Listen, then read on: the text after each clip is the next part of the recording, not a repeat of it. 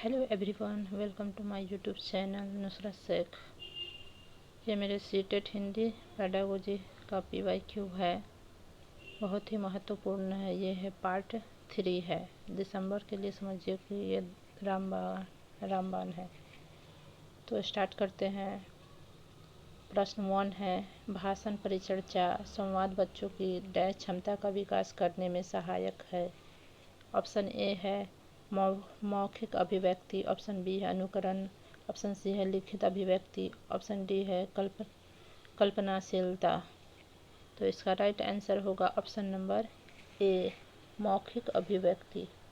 मौखिक मतलब बोलकर अभिव्यक्त करना,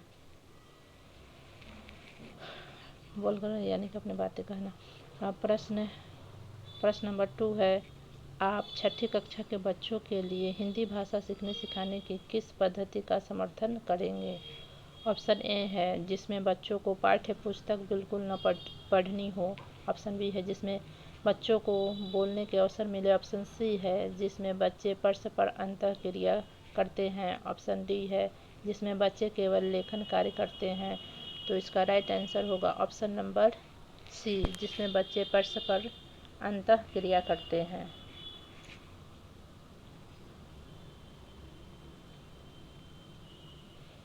प्रश्न नंबर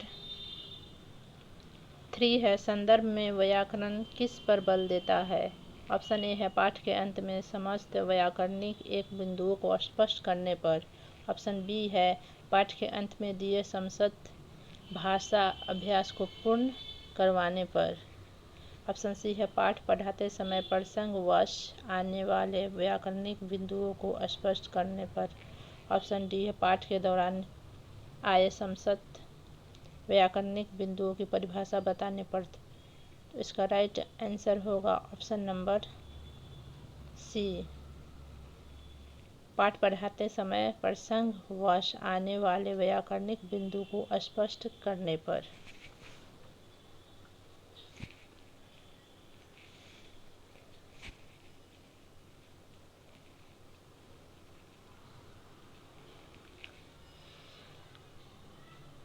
प्रश्न नंबर 4 है, 8वीं कक्षा में हिंदी भाषा सीखने सिखाने के लिए आप किस सामग्री को सर्वाधिक महत्व देंगे। ऑप्शन ए है पोस्टर, ऑप्शन बी है साहित्यिक सामग्री, ऑप्शन सी है पाठ्य पुस्तक, ऑप्शन डी है व्याकरण की पुस्तक। तो इसका राइट आंसर होगा ऑप्शन नंबर बी, साहित्यिक सामग्री। प्रश्न नंबर 5 है, उच्च प्राथमिक स्तर पर हिंदी भाषा शिक्षण का एक महत्वपूर्ण उद्देश्य है। ऑप्शन ए है हिंदी भाषा के व्याकरण को कंठस्थ करना, ऑप्शन बी है हिंदी भाषा के नियमबद्ध प्राकृतिक को पहचानना, ऑप्शन सी है हिंदी भाषा के प्रसिद्ध रचनाकारों को जानना, ऑप्शन डी है हिंदी भाषा के प्रसिद्ध रचनाओं को जानना। तो इसका राइट आंसर होगा ऑप्शन नंबर बी, हिंदी भाषा के नियमबद्ध प्राकृतिक को पहचानना।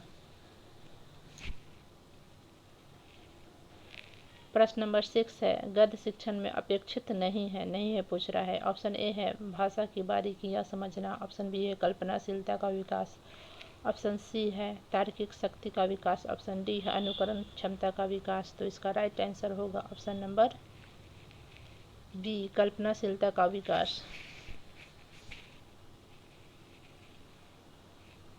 प्रश्न नंबर 7 है, प्रत्येक भाषा शिक्षक को इस बात की जानकारी जरूर होनी चाहिए कि उसकी कक्षा के बच्चों की डैश पृष्ठभूमि क्या है। ऑप्शन ए है भाषिक व सांस्कृतिक, ऑप्शन बी है आर्थिक व सामाजिक, ऑप्शन सी है सामाजिक व व्यावसायिक, ऑप्शन सी है सांस्कृतिक व आर्थिक। तो इसका राइट आंसर होगा ऑप्शन नंबर ए, भाषिक व सांस्कृतिक। प्रश्न नंबर 8 है, गद्य रचना को पद में रूपांतरित करना और पद को गद्य में रूपांतरित करना डैश में मदद करता है, यानी बदलना, पद को गद्य में बदलना डैश में मदद करती है। तो इसका राइट ऑप्शन नंबर ए है भाषा व्याकरण पर अधिकार, ऑप्शन बी है भाषाई संरचनाओं पर अधिकार, ऑप्शन सी है अभ्यास प्रश्नों को गढ़ने, ऑप्शन डी है साहित्य के सर्वोत्कृष्ट सृजन। तो इसका राइट आंसर होगा ऑप्शन नंबर बी, भाषाई संरचनाओं पर अधिकार। प्रश्न नंबर 9 है, कहानियों की विभिन्न शैलियों पर की गई चर्चा बच्चों को डैश में मदद करती है। ऑप्शन ए है व्याकरण समझने, ऑप्शन बी है कहानियाँ रचने, ऑप्शन सी है कहानियों की कमियां बताने, ऑप्शन डी है कहानियों के तत्वों को याद करने। याद करना तो बिल्कुल नहीं होगा, नेगेटिव आता है। तो ऑप्शन नंबर बी होगा कहानियां रचने।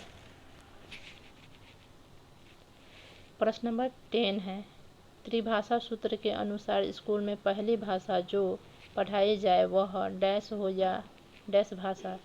ऑप्शन ए है हिंदी अंग्रेजी, ऑप्शन बी है मातृभाषा हिंदी, ऑप्शन सी है अंग्रेजी भाषा विदेशी, ऑप्शन डी है मातृभाषा क्षेत्रीय भाषा। तो इसका राइट आंसर होगा ऑप्शन नंबर डी, मातृभाषा क्षेत्रीय भाषा।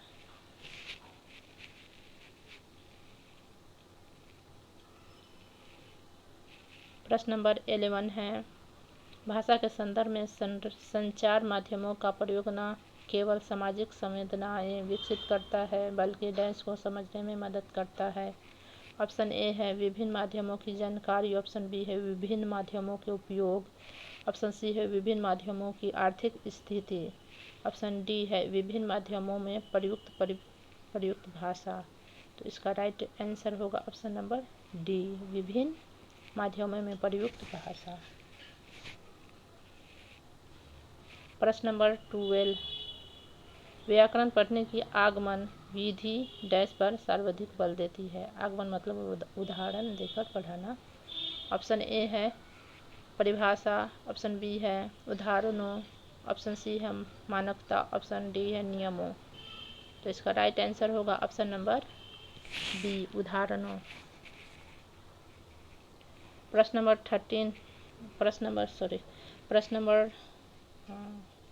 13 है,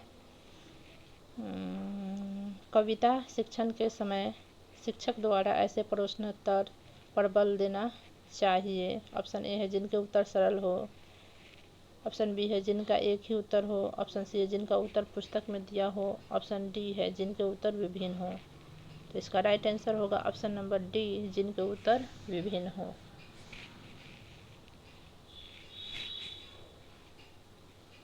प्रश्न नंबर 14 है, 7वीं कक्षा में पढ़ने वाले ऋषभ ने बच्चों को जल संरक्षण पर आधारित सरकार द्वारा जारी पोस्टर दिखाया और चर्चा की। ऋषभ द्वारा प्रयुक्त सामग्री है।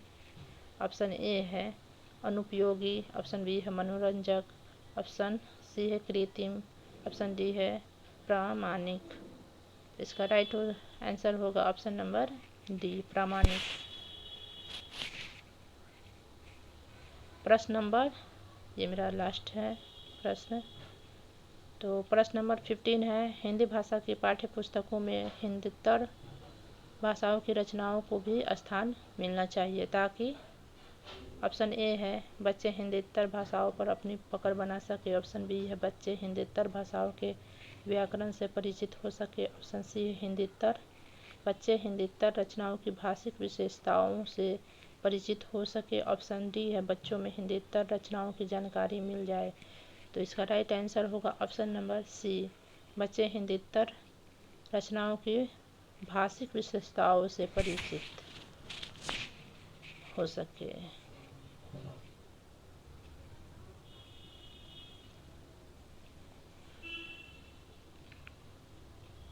तो प्लीज़ मेरा यह वीडियो अच्छा लगा हो तो सपोर्ट कीजिएगा तो वीडियो बनाने का दिल करता है, नहीं तो नहीं। प्लीज़ मेरा नया चैनल है, सपोर्ट कीजिए, लाइक सब्सक्राइब कीजिए। Okay, thank you.